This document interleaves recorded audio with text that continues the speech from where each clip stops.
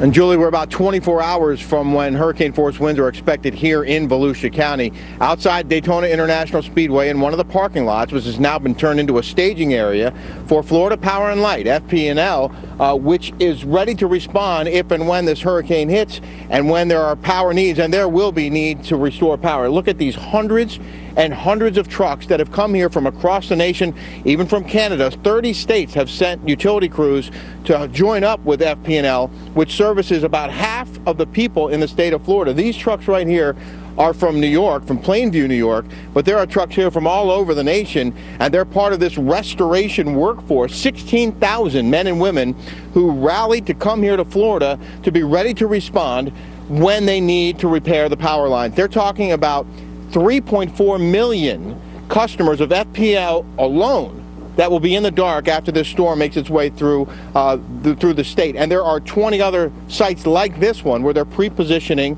crews and vehicles ready to respond, and they're adjusting those sites based on the path of the storm. And they're not just bucket trucks for the power companies. You see these other trucks, the orange ones, those are from Asplund. It's one of the many landscaping companies that are being brought in because of the trees that will come down, and the trees will bring down the lines. That's their biggest problem. They can't repair the lines until they remove the trees that take down the lines. And in fact, you can see over here there's a pile of utility poles. There are many more of those, hundreds and hundreds of those that have also been staged here to be used to repair the poles that may come down in this storm.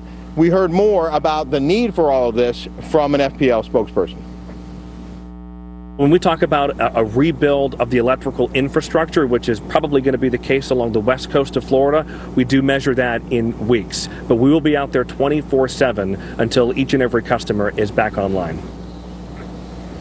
Again, FPL has 5 million customers in the state of Florida, and they expect 3.4 million of them. So roughly 68, almost 70% of the FPL customers in this state, they're expecting to be without power, Julie. And that's when this team of workers will spring into action. They had big charter buses here earlier today to pick up all these guys, bring them to an area hotel. Once the storm passes, they'll load up those buses again, bring them back out here, give them a hot meal, and then send them on their way in these trucks all across the state.